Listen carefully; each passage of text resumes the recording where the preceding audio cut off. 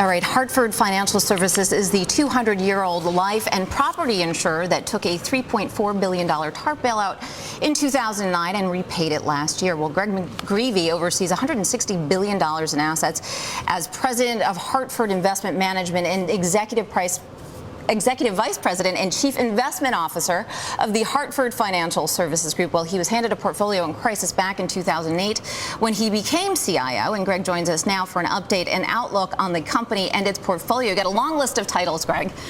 Yes, so it's hard to get them all out at once. All right, good to have you in the studio. Thanks so much for joining us. Let's talk a little bit about what you have in the portfolio currently. You did a lot to change it. You sold a lot of the sort of lower end credit and actually added a lot on the higher end. How has that trade worked out for you, and how are you positioning things now? Yeah, first of all, it's a pleasure to be here, Lisa. Thanks so much for having me. I think the trade overall has worked out well. About 2 years ago, we really looked to create a long-term model portfolio to move our portfolio from where it was to where we wanted it to be. That allowed us to balance risk and return, we think, in a prudent way. And we've been able to de-risk our portfolio over the course of the last couple of years in a prudent manner. And as we sit today, we've been able to enjoy some very good results coming off of 2010, higher investment income, really de-risking our portfolio with very limited impact to capital and earnings overall, and overall a portfolio that we feel very comfortable with. Well, it was a good year for fixed income, just generally speaking, last year. And I think we just had a chart up. I don't know, guys, if we can pull that back up again. You know, you do have exposure now to an asset class that's really seen a huge amount of volatility lately, municipals. What's going on with that particular position? Has that taken you a little bit by surprise, how quickly the sentiment has turned? Not at all. I mean, I think we have a long-standing history of investing in municipal bonds with a very experienced team overall. So we've been following the muni market for some time. We expected there to be some headwinds, which we have seen, and certainly some headlines coming off of that. But overall, over the course of the last year, we've taken actions to increase the overall quality of our muni portfolio and to provide broader diversification. We just finished off on munis, and this is a topic that affects a lot of the population. How do you keep your portfolio sort of risk-free?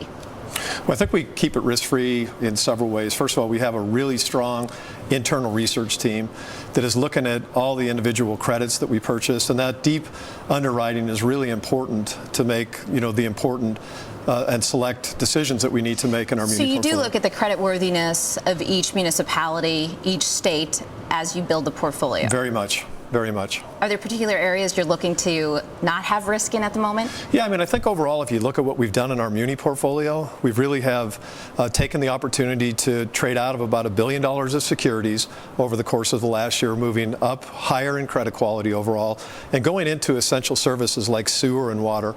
We think those are going to be strong performing parts of the muni market on an ongoing basis. Okay, we've been talking over the last week or so about sort of what we are calling the dark side, debt and derivatives, and as part of that conversation, a lot of regulation also factoring into your portfolio. CMBS is a big exposure that you have, as well as residential mortgage-backed securities. We can probably pull up the chart or the graph once again, but there is something on the table now by the NAIC that could really impact investors in CMBS.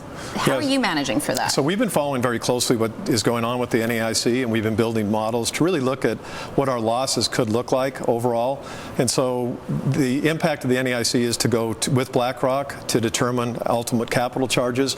We feel very comfortable with the models that they're using because they're very similar models to us. Let's break this down too, for those who don't know, and I use the lingo sometimes. Sure. Commercial mortgage-backed securities is what we're talking about when we look at CMBS, which is backed by the mortgages on commercial properties. Sort of self-explanatory there. But let's talk about the NAIC and the proposal there.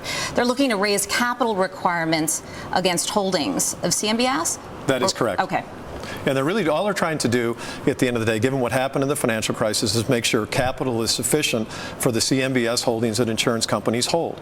And we believe, in looking at our portfolio and understanding the guidelines of the NAIC, that the impact of that increased capital on the Hartford portfolio is going to be immaterial at the end of the day, in part because we've done such a good job, we think, of really understanding the distribution of losses that could ensue from our CMBS portfolio and the amount of capital that we may hold within that portfolio. Have you, in your career, career, I mean, you've been doing this for a long time. Have you seen a market like the one we're in at the moment? I mean, to what extent have you ever had to dedicate this much time thinking about potential regulatory changes impacting the price of a portfolio? Yeah, certainly in my career, I've not seen the amount of regulatory pressure that we're seeing from a variety of different groups to the same impact at any time over the 25 years that I've been in the industry.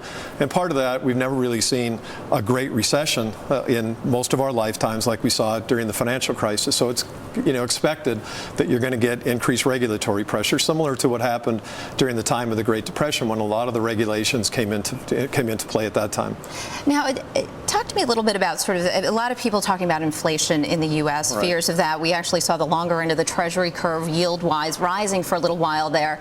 Now we see a lot of things happening overseas that get people worried, right. and always see that flight to safety trade. But the question of inflation is still out there on the table. Are you shortening up on maturities as a result? Yeah, so we pay attention to a lot of different parts of the market overall. I think we can add value in different parts of the market. We really believe that as long as the Fed is going to keep the short part of the interest rate curve at levels that exist today, that there's only so much room that the intermediate part of the curve can increase. That all being said, we do expect inflation to begin to increase in the United States in the second half of this year and moving forward into 2012. So we do expect, all other things being equal, that interest rates will increase. All right, Greg, thank you so much for joining us today. This is Greg McGreevey. He's the president of Hartford Investment Management Company.